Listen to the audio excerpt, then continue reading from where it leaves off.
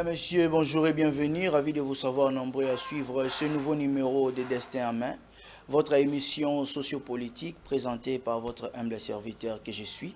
Destin en main de ce jour reçoit pour vous le professeur François-Xavier Kabea, à qui il n'est plus à présenter.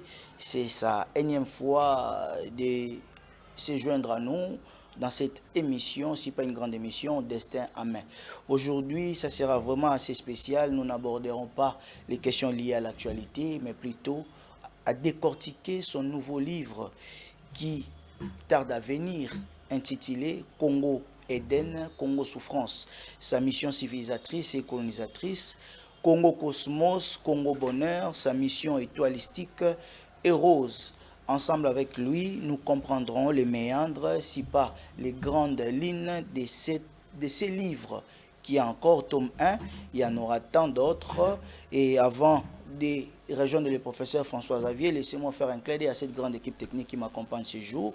Et pourquoi pas à ces deux grands messieurs qui accompagnent le professeur François-Xavier. Là, il s'agit de messieurs Dieudonné Bola Toluke, qui est vice-président de la Solidarité agissante des Congolais, et puis monsieur Toluke Jean-Baptiste, qui est son assistant. Bonjour et bienvenue, cher professeur François-Xavier. Bonjour David. Et le professeur François-Xavier, il est aussi poète, philosophe, il a un DEA en droits humains, et en droits humains, génie et culture de la paix et développement. Il est spécialiste en peinture moderne occidentale, en économie de développement. Il est initiateur de la philosophie des cosmos et de l'assurance. Auteur de plusieurs œuvres éditées et non éditées, édité Les Choix, les destins du Congo, sa mission civilisatrice et colonisatrice. Il est aussi père de l'unité, idéal, justice et puis mérite. Là, je m'en vais encore une fois de plus à dire au professeur François-Xavier, bienvenue dans notre belle émission. Merci David. Professeur, votre livre à qui nous allons devoir décortiquer en entièreté, de façon à saucissonner petit à petit jusqu'à ce que nous aurons épuisé. D'entrée de jeu, le livre s'intitule Congo Éden, Congo Souffrance. Ce qui attire ma curiosité, c'est quoi? Nous sommes au Congo. Le Congo, République démocratique du Congo, s'écrit avec C. Mais vous écrivez Congo Éden au départ avec K. Alors que Congo Souffrance, maintenant, vous revenez pour l'écrire avec C. Qu'est-ce que ça veut dire exactement?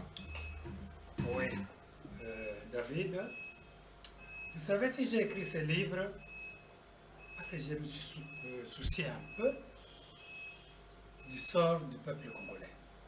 Beaucoup de Congolais, aujourd'hui, se demandent si c'est de la malchance ou ils ne savent pas qu'est-ce qui se passe, pourquoi il y a tant de souffrance au Congo. Moi-même, avant de commencer à écrire ce livre, je me demandais qu'est-ce que je dois dire aux Congolais. C'est ainsi que je suis entré dans ces recherches pour leur dire ceci. Lorsque j'écris Congo avec K, c'est pour dire que le Congo, Éden, est la partie du Congo qui appartenait à ce qu'on appelle le peuple Congo. Le peuple Congo, du royaume Congo. C'est ce que vous voulez dire. Quand les gens parlent de royaume Congo,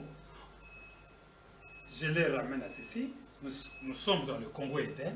Le Congo Éden, en fait, c'est l'Afrique. Mais le Congo, en général, a deux parties.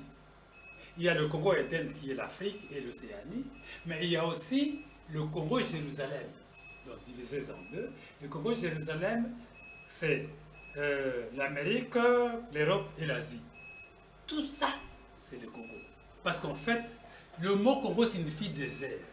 Et on les a appelés les Congolais lorsque l'homme a chuté. C'était justement au début de ce qu'on j'appelle le désordre environnemental. Puisque l'homme était en alliance avec Dieu, son législateur, mais à un certain moment, l'homme a désobéi. Il est devenu justement Congolais. Congolais avec C. Avec K. On l'a amené, à ce moment-là, c'est à ce moment-là qu'on l'a amené dans le désert. C'est là où ils devraient apprendre. Donc la désobéissance commence avec le Congo avec K. Oui, Et parce maintenant, avant Congo avec K, c'était le Congo Cosmos. Congo Cosmos, c'était le bonheur. C'est là où le seul moment où le Congolais a bien vécu, dans le bonheur. Mais depuis qu'il y a eu chute du Congolais, parce qu'en fait, au départ, dans le Congo Cosmos, il y avait 3 peuples. Il y avait ce que nous appelons le peuple redoutable. À un certain moment, on parlait des semblables aux Zaïrois. Et puis, il y a eu ce qu'on appelle le Congolais mage. Ce sont les 2 premiers peuples qui ont occupé le Congo Cosmos. À leur chute, c'est comme ça que les législateurs les ont remplacés par le Congo, le Congolais du Congo, le peuple Congo. C'est là où le peuple Congo a hérité. C'est-à-dire qu'il a hérité le Congo par les législateurs. Il a été placé là, le législateur lui a dit ceci. Tu vois, c'est dont j'ai chassé. Ils sont devenus méchants, ils sont devenus violents, ils se battent. Nous allons dire pourquoi. Ils sont partis. Ce sont ces gens-là qui sont allés constituer le Congo-Jérusalem. Mais professeur, s'il faudrait maintenant expliquer à ces Congolais-là, il n'a peut-être pas de niveau comme vous là, parce que la manière dont vous l'explicitez, il y a assez de zones d'ombre pour qu'il y ait compréhension. Expliquer cela à des mots simples. Mais je te disais, professeur, Congo avec K, quelle distinction y a-t-il entre Congo avec K et puis Congo avec C? Voilà. À des termes simples, hein, pour que nous puissions comprendre et avancer. Merci. Lorsque vous cherchez le mot Congo avec C, dans tous les dictionnaires du monde, bien sûr, vous ne le trouverez pas. C'est une réalité qui n'est pas du monde. Je vais l'expliquer maintenant dans le prochain livre. Mais c'est le Congo avec C existe seulement dans le Congo Cosmos. C'est là où le Congo était le bonheur. Congo signifie bonheur. Les peuples étaient. Mais le Congo Cosmos, c'est un Congo virtuel ou réel? Non, c'était un Congo. L'homme était dans le Congo Cosmos. Il est descendu dans le désert. Il est descendu dans le Congo Éden. Et qui habitait dans ces Congos-là? Dans le Congo Éden, il y avait... Dans le Congo Cosmos, avant que nous retombons au Congo Éden. 4 peuples, n'est-ce pas? Donc l'homme au féminin, au masculin. Il y avait les redoutables. C'est ce qu'on appelle... Vous verrez même, la Bible parle de peuple redoutable. C'était le peuple redoutable, n'est-ce pas? Nous allons donner leur cheminement, d'où ils sont venus plus tard, parce que nous sommes en train de refaire l'histoire. Et quand ce peuple, le peuple, c'est-à-dire que les peuples redoutables, il y avait 3 peuples, le peuple redoutable, il y avait le peuple Congo, qui sont devenus mages, c'est-à-dire égoïstes. Le peuple bon, Congo bon, c'est-à-dire que ce sont ces peuples-là que Dieu a remplacés après avoir chassé le Congolais, qui était non, le Congo avec était le Congo Cosmos. Le Congo Cosmos. Oui. Le Congo bonheur. Quand ils ont péché, je vous dirai comment ils ont péché, ils sont entrés en désaccord avec les législateurs. C'est comme ça que le législateur est parti. Ils sont restés. On les a descendus. Il faut rappeler ici aux téléspectateurs, les législateurs que nous faisons allusion ici, c'est qui? Le législateur, c'est Dieu. C'est Dieu le Père, le Dieu créateur. C'est le créateur. C'est lui-là qui était le père de Redoutable et des Congolais. Quand le Redoutable est devenu frustration, c'est-à-dire que ça n'a pas été semblable, hein? Quand il a dérangé, il a coupé ses relations avec Dieu, il est devenu semblable. Et semblable, Redoutable.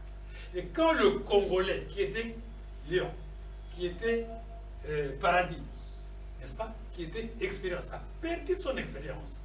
Et qu'il s'est associé, il est devenu égoïste. Ce n'est pas des égoïsmes, ou de mage. Vous comprenez? Là, nous ne parlons pas encore de la femme. Parce qu'ils étaient ensemble. Homme masculin, homme féminin. Donc c'est là où s'est arrêté le bonheur du Congo. C'est que nous vivons aujourd'hui.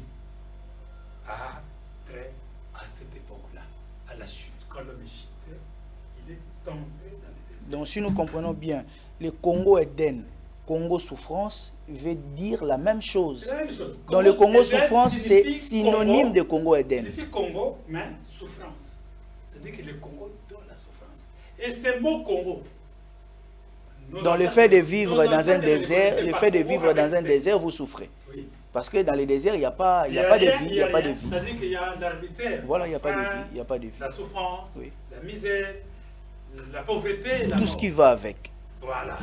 Alors, quand les Congolais, avec ces est tombé, quand les redoutables est tombé, ils sont devenus égoïstes, ils sont devenus frustration ou semblables. C'est là où d'ailleurs Jésus vous dit, dans la Bible, il dit, il est difficile que le chameau dans le Congolais qui est tombé, le redoutable qui est tombé, il les a comparés à un chameau qui doit entrer par la trou de l'aiguille, n'est-ce pas? Et il dit, il est difficile qu'un chameau entre par ces trous pour qu'un riche signifie égoïste, puisse entrer dans ces trous. Donc il voulait toujours, voilà pourquoi j'ai dédié les livres à Jésus, j'ai dédié à beaucoup de gens que je vais citer pourquoi aussi. Alors quand l'homme est tombé, il est entré dans le Congo. On l'a appelé Congolais. Il devrait maintenant passer dans le processus de la congolisation avec K. Donc quand le Congolais là est tombé, donc selon vous, Congolais veut signifier pécheur. Pécheur. C'est synonyme de pécheur. Là, je parle dans la science et dans l'existence. Et maintenant, quand est-ce que ce Congolais-là sera converti pour quitter les péchés? Voilà. Et je vous dis, si vous suivez l'histoire des Congolais, n'est-ce pas, depuis l'Égypte, parce que le Congo, c'est toute l'Afrique. Le Congo Éden, c'est toute l'Afrique. Vous suivez l'histoire de ces Congolais, ils ont fait ça. Il y avait lutte toujours entre redoutables et Congolais. C'est-à-dire qu'entre semblables et égoïstes. Professeur, ici je vois dans votre livre, vous avez écrit ceci.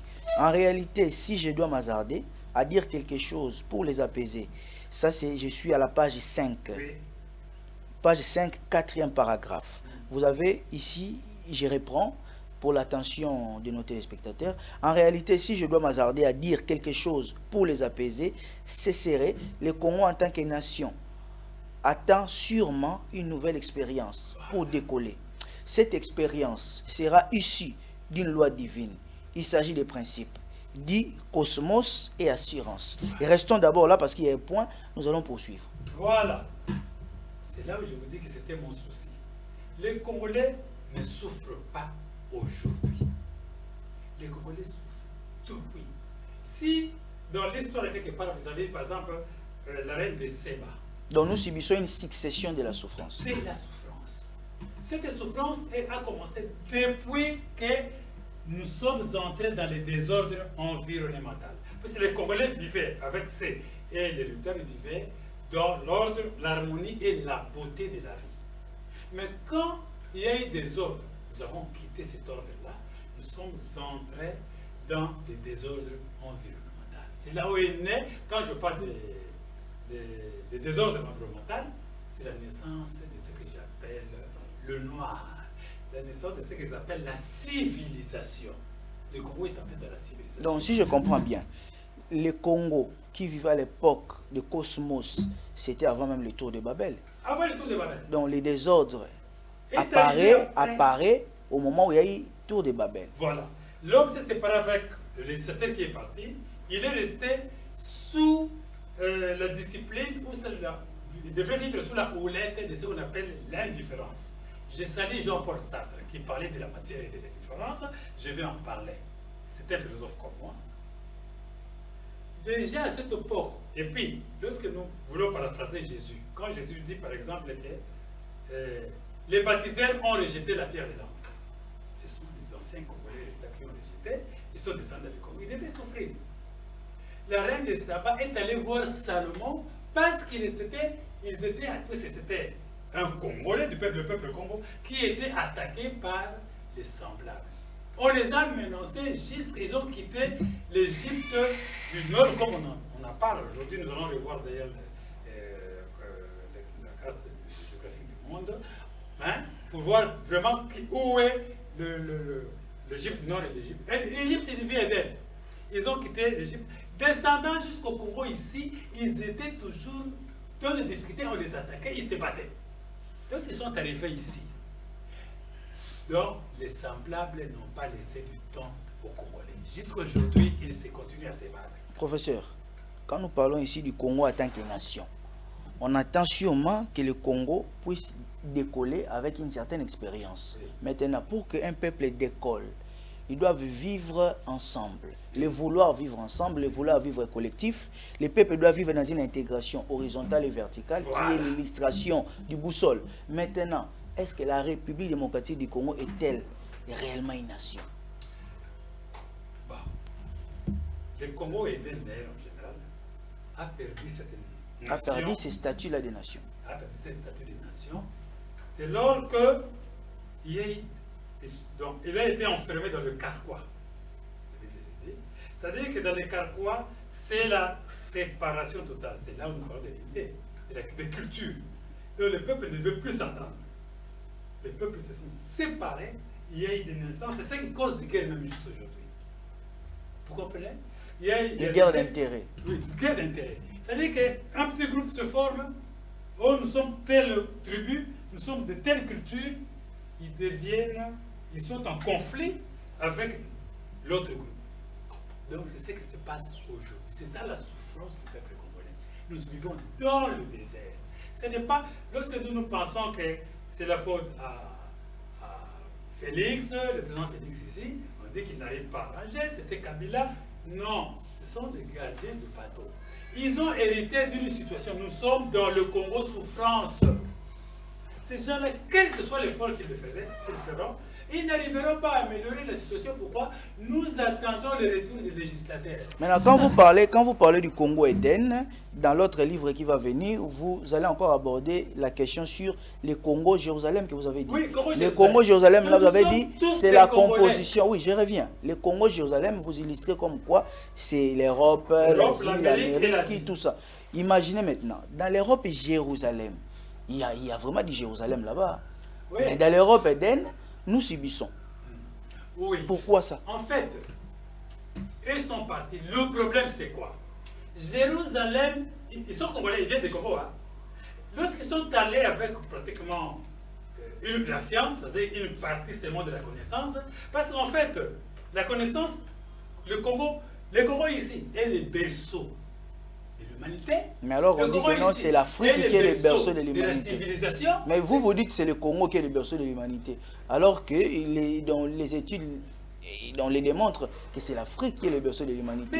Quel rapport y a-t-il entre Congo et Afrique? Alors que le Congo, c'est une partie de l'Afrique. Donc c'est l'ensemble, l'Afrique tout entière. Et le Congo est toujours cissé, c'est balkanisé par Congo et Jérusalem. Parce qu'en fait, dans leur souci, il faut revenir dans le Congo Eden. C'est là où il y a la vie. Le Congo est le seul pays du monde, le Congo Eden est le seul pays du monde où on trouve de la matière et du bio. C'est-à-dire que la matière et la différence. En d'autres termes, les deux dieux se retrouvent ici au Congo et en Europe seulement. En Asie, en Amérique. Il n'y a pas. C'est-à-dire que tout ce que nous faisons, c'est sous la roulette de l'indifférence. Alors, qu'est-ce que nous devons faire? Comment le Congo maintenant peut devenir Congo moderne? Parce que je vous ai dit, la colonisation, la civilisation a commencé au Congo. La civilisation, c'est l'homme est devenu noir. Quand on parle du peuple noir, ce n'est pas la couleur. Quand on écrit noir de la couleur, c'est avec eux à la fin. Mais quand on dit un noir, noir signifie guide, ce qui devrait guider. Et quand on dit blanc, il n'y a pas la couleur blanche. Il n'y a pas la couleur blanche, il y a la couleur blanche. Vous comprenez? Les blancs devraient suivre le noir. Vous allez voir que ce n'est pas lié à la couleur. Les blancs, les noirs sont des guides. Ce sont eux qui devraient en fait guider le blanc. Et les noirs, le premier noir, c'est ce qu'on appelle les Hébreux. Hébreux signifie noir. Ce sont eux qui ont même écrit l'histoire de la Bible. Moïse et tout ça, c'était des Hébreux. Oui. Ça, c'est connu. Ça, c'est la religion. Nous restons vraiment dans la science. Oui. Nous sommes dans la science. L'histoire a été falsifiée où? L'histoire de quoi? De la Grèce. L'histoire de la Bible. Oui. Parce que les Congo étaient avec les Hébreux et utilisaient la philosophie et le maths et tout ça. Mais la philosophie de science est venue, ce qu'on appelle les émotions de la science, est venue à partir de la Grèce. Il y avait eu des désobéissances. D'ailleurs, vous verrez que Socrate qui est un noir pas par sa couleur, noir ça dit guide, a dit quelque part. Il a dit, l'homme, connais-toi toi-même. Toi-même et deviens qui tu es. Et deviens qui tu es. Donc, Socrate avait compris que l'homme est un jumeau. Il a deux parties. La première partie, on appelle ça animie. La deuxième partie, on appelle ça animal. Mais la science n'est capable que de gérer l'animal. Mais professeur, évoluons, parce que la télé, c'est le temps. Votre livre est tellement enrichissant, à quoi je ne saurais les décortiquer en entièreté en une seule émission. Imaginez, là je me trouve à la page 10 directement. Là où vous avez encore écrit, il a fallu que cet homme acquiert aussi le génie, les savoirs, la culture, de l'indifférence et la connaissance, la mentalité et la soumission du législateur. Tout ça, je les retrouve encore dans l'unité de l'expérience, devrait enseigner la connaissance, la mentalité et la soumission. Voilà. Maintenant, l'unité en question que vous en dites ici, c'est vraiment respecté au Congo, Jérusalem, et non au Congo, Éden. Qu'avons-nous fait pour subir tout ce que nous subissons? Vous vous trompez. Vous vous trompez. L'unité qui viendra, parce qu'en fait, vous voyez aujourd'hui, les Tutsis, les Américains, ça s'attaque au Congo. C'est-à-dire qu'eux pensent quoi? Ils disent que les Congolais sont incapables de développer cette nation-là qu'on leur a donnée, n'est-ce pas? Pour le bien de tout le monde. D'ailleurs, vous savez bien que le Congo est un pays internationalisé. Ça appartient à tout le monde. Et c'est cette logique-là qui crée la difficulté. Les Congolais disent, mais nous sommes souverains, nous sommes chez nous, Dieu nous a donné cette... Non, on se trompe. Nous sommes souverains sur le plan des droits. Voilà. Mais sur le plan des relations internationales que vous abordez là, nous ne sommes pas souverains. Nous sommes sujets du droit international. Ce pays-là nous appartient. Ça, c'est clair. Nous devons y revenir. Mais le Congolais dit, mais vous ne devez pas y revenir parce que nous avons eu l'instruction de législataire. Vous devez revenir au Congo seulement lorsque vous cesserez d'être de violents, lorsque vous cesserez d'être des méchants. Vous voulez vous accaparer du Congo, balkaniser le Congo, de la conférence de Berlin et tout ça. L'objectif, c'est quoi? C'est soit de faire disparaître le peuple congolais, le peuple Congo, qui sont des ayants droit aussi, parce qu'ils les ont remplacés, ou tout simplement les chasser pour remplacer avec un peuple qui doit travailler pour l'humanité, pour tout le monde.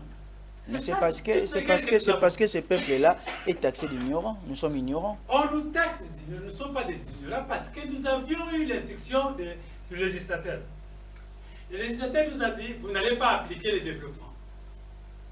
Jusqu'à mon retour. Le Congo, c'est une concession qui appartient au législateur et à l'indifférence. Et eux ne sont pas en combat. Le combat, c'est nous les hommes. Tu vois? Et au début, ils disent, créons l'homme à notre image. Eux devaient créer. Mais vous, les hommes, il y a la convoitise. Le Congo, Jérusalem pense qu'il faut écarter les Congolais d'ici. Voilà pourquoi ils viennent avec la balkanisation. Il dit, nous devons le faire chasser et mettre un peuple qui doit créer le développement. Le peuple Congo dit, non, vous devez rentrer ici seulement, puisqu'il y a l'unité, ça viendra. C'est là où le Congo cosmos. Mais les Congolais disent, non, vous n'allez pas nous chasser ici, c'est notre pays. Et puis, nous, on n'a pas le droit d'amener votre développement ici qui agresse la nature, qui détruit la nature. Comme vous avez détruit le professeur, Congo, parlons ici de la mission civilisatrice du Congo Éden. Voilà. J'ai vu ici, vous avez écrit ici, la mission civilisatrice préparer l'homme par le génie Éden. Il s'agissait de lui apprendre la gestion, l'égoïsme, la stupidité et l'ignorance, comme j'étais disant. Maintenant, le problème c'est quoi? En termes de gestion, dans ces pays, les cas du Congo que nous subissons actuellement, le Congo Éden, Congo souffrance, la gestion fait défaut. Quand on vous parle de la gestion, qu'est-ce que signifie ce mot en existence? La gestion, c'est un art. En science, on vous dit gestion, c'est gérer. Gérer, oui, c'est un art. Oui. L'art de gérer. Voilà. Lorsque vous parlez du destin, mon destin à moi, c'est-à-dire que je suis géré. Moi, je suis géré par la nature, par les ténèbres. C'est-à-dire que la gestion n'a que deux concepts. C'est la magie et la sorcellerie. C'est ça la gestion.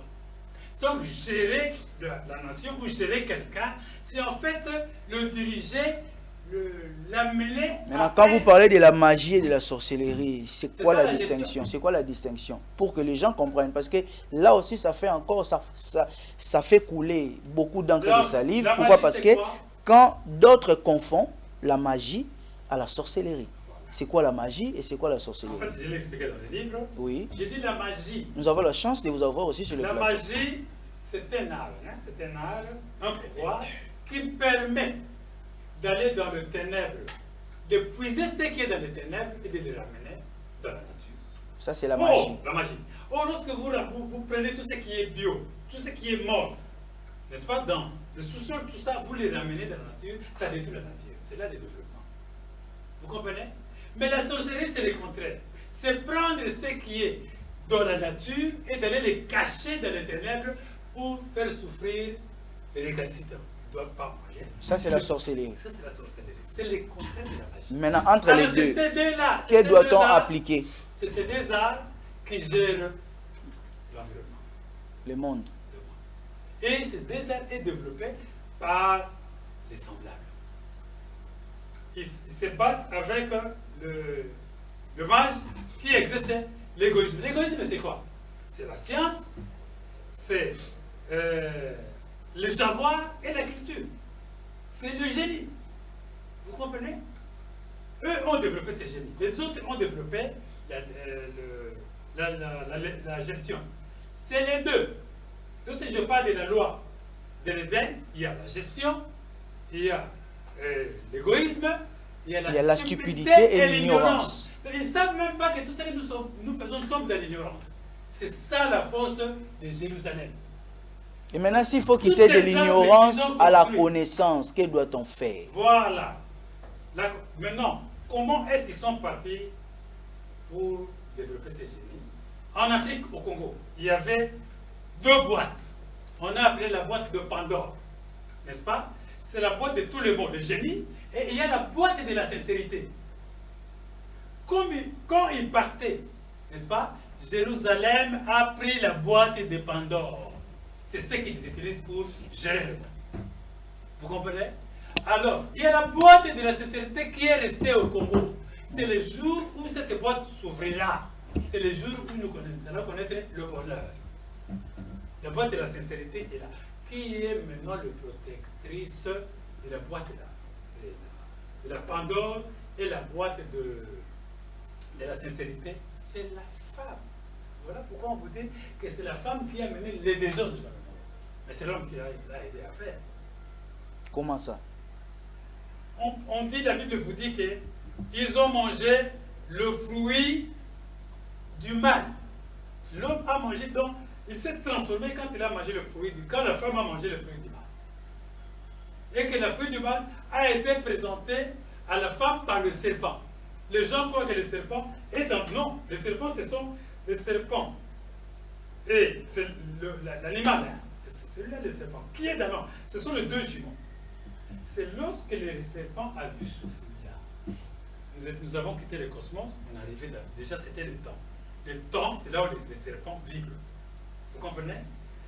Lorsque la femme est allée prendre ces fruits est au Congo, ces fruits est au Gabon, les Pygmées le savent, ces fruits est à Bénin. Ici aussi, il y en a? Il y en a. Et c'est quoi le nom de ces fruits? Oui, on appelle ce fruit-là, en français on appelle ça le fruit animal, le fruit anivie. C'est-à-dire que le fruit qui a des vertus et le fruit qui a la domination, qui peut permettre... Donc le fruit animal, donc ce qui est animé par le mal. Ah, le fruit animé du mal. La livie signifie animé de la vie. Voilà.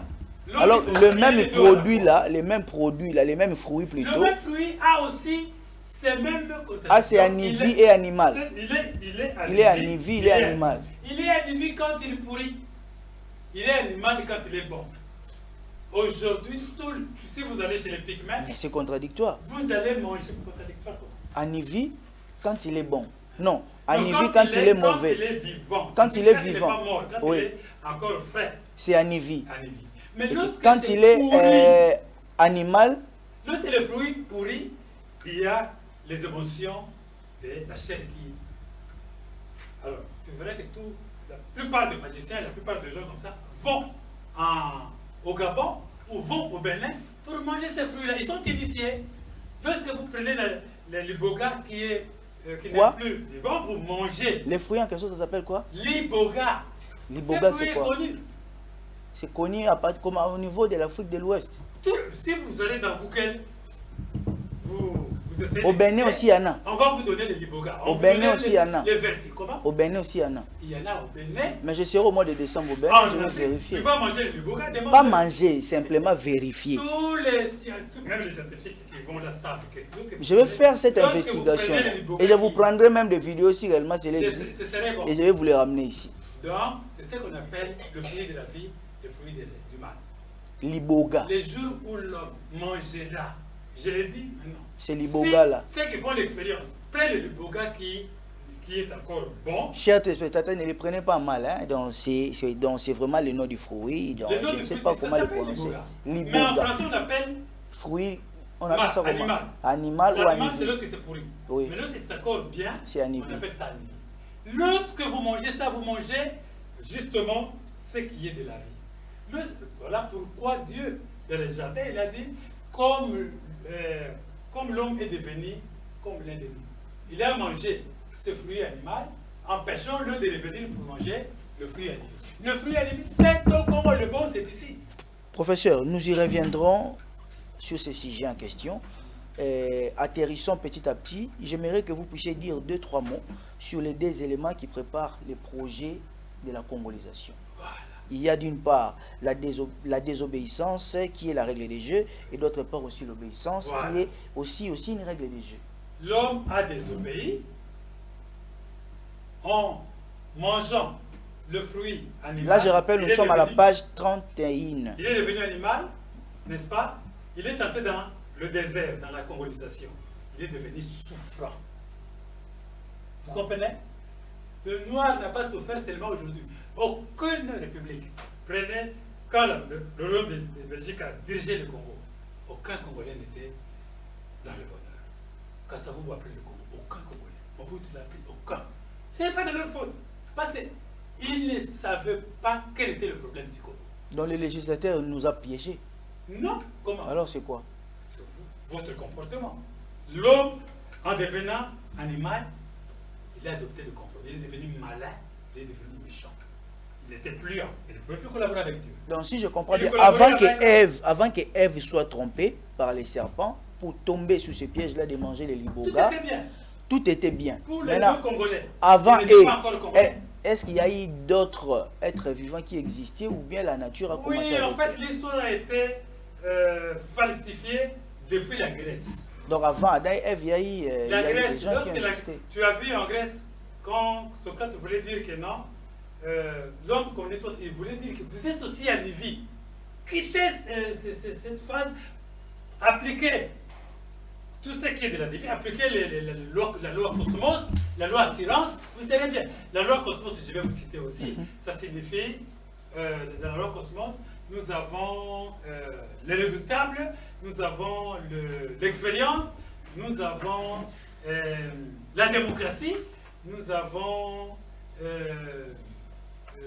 le côté de l'ignorance, nous avons la justice. Oui, je l'avais, oui. Ah, vous le lirez dans les livres. Oui. Et puis la loi assurance, qui est différente de la loi Tom. Ça signifie à 3 principes. C'est la responsabilité, l'excellence et la justice. Aujourd'hui, les hommes, il n'y a pas des hommes qui sont excellents. Oui, il n'y a pas des hommes qui sont juges encore de justice. Il n'y a pas des hommes qui sont responsables. Il faut que nous redevions des responsables. Nous redevenions plutôt des responsables. Alors, professeur... C'est ça maintenant la mission quand je parle de la congolisation, avec l'homme doit commencer une nouvelle expérience. Cette expérience, le mal est parti du Congo, la nouvelle expérience commencera au Congo. Le ça, quand ils vous présentent leurs films où le Sangoku, l'homme était conscient. L'homme a perdu la conscience, il est devenu ce qu'il est devenu. Sangoku veut dire quoi? Sangoku signifie le conscient. L'inconscient. L'inconscient. Le conscient. On vous présente un gorille avec sa queue. La queue signifie la justice. Et si ce gorille, si sa queue devient normale, il devient, c'est ça le noir. Il devient guide. N'est-ce pas? On vous parle d'un autre film. Ça, j'ai dit, les blancs savent ce que j'ai dit.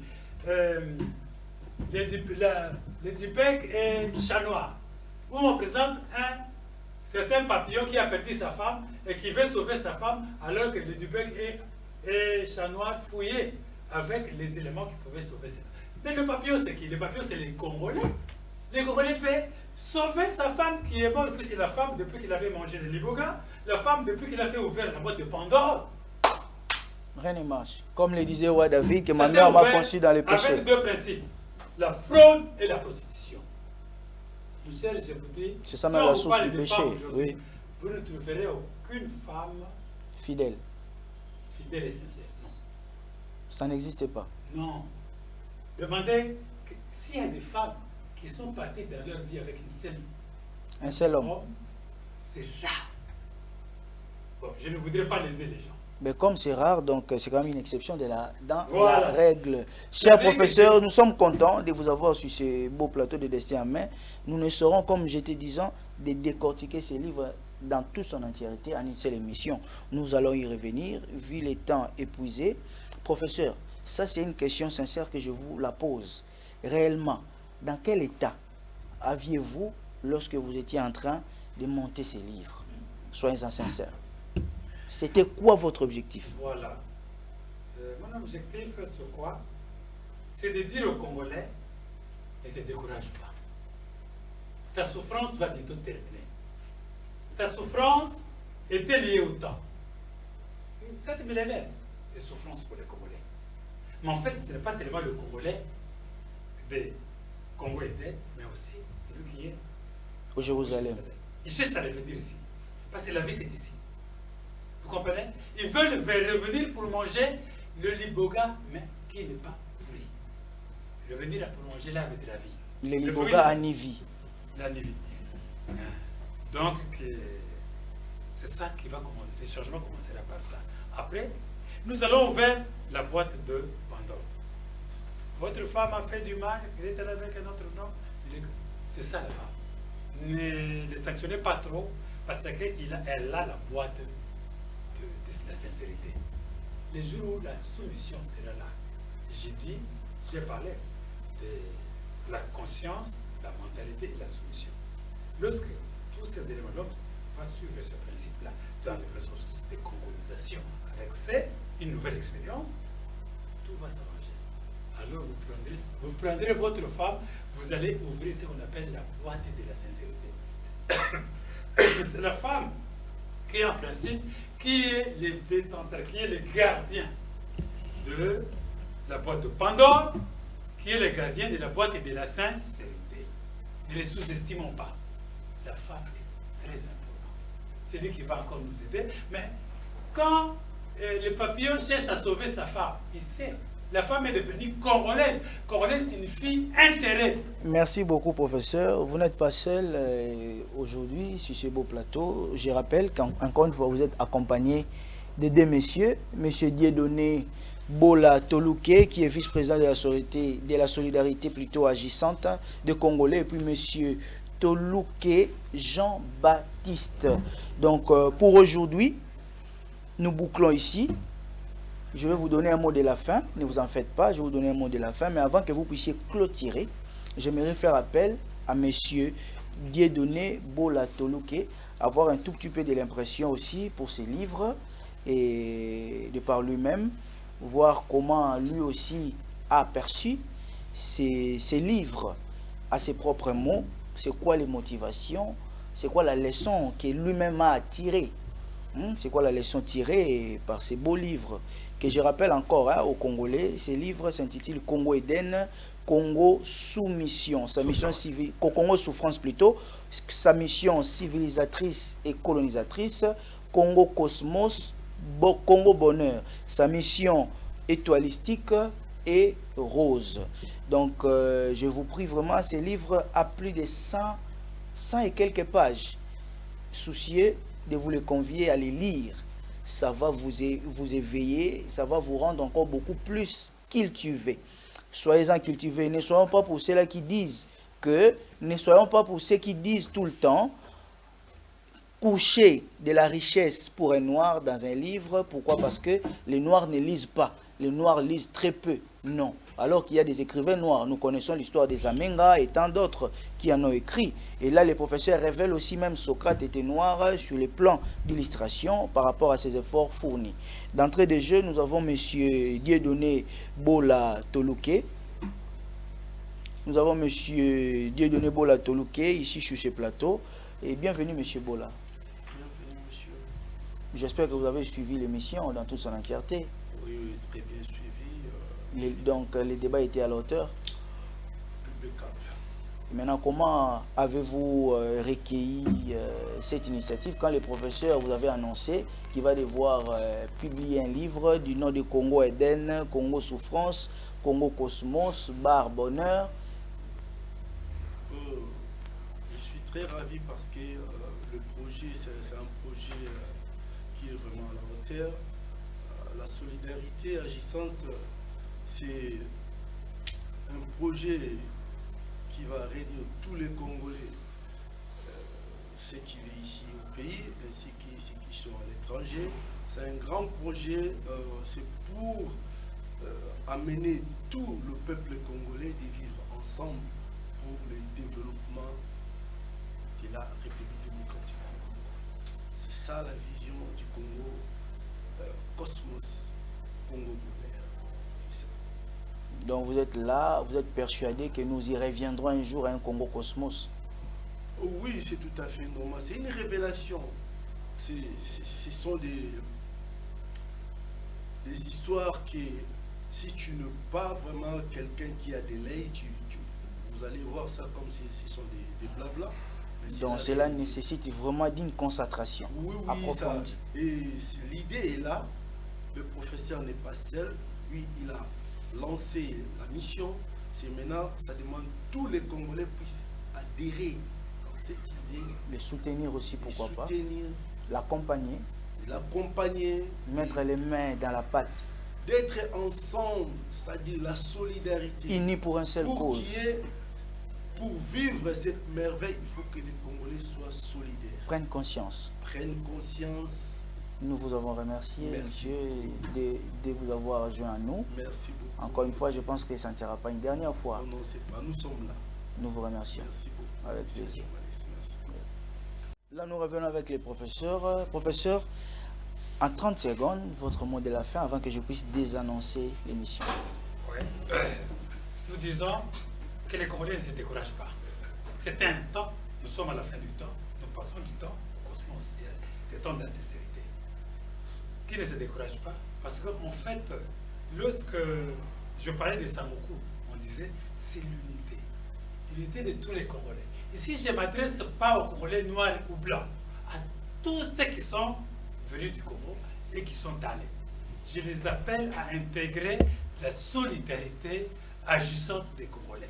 C'est cette solidarité qui va nous permettre d'entrer dans la nouvelle expérience que nous appelons la congolisation avec C, où le Congolais deviendra paradis, où le Congolais lion sera dirigé aussi par un roi lion. Vous vous souvenez, on dit Jésus-Christ, c'est le lion de la tribu de Juda. Voilà, donc c'est un Congolais. Merci professeur. Merci d'avoir été le nôtre, chers téléspectateurs. J'espère que vous aussi vous avez retenu quelque chose. Je vous recommande ce livre qui s'intitule Congo Eden, Congo Souffrance, avec sa mission civilisatrice et colonisatrice. Congo Cosmos, Congo Bonheur, avec sa mission étoilistique et rose, dont nous osons croire que nous allons quitter du Congo Eden et redevenir Congo Cosmos. Tout est planifié, tout est prévu, tout est préparé. Tant que le professeur Xavier sera encore vivant sur ces terres des hommes, nous osons croire que nous aurons encore de la lumière par rapport à des sujets comme ça, qui tourmentent le peuple congolais. Quant à moi, je vous remercie pour votre attention soutenue. Surtout là, restez branchés à nos programmes de Royal Télévision et à très bientôt. Au revoir. Au revoir.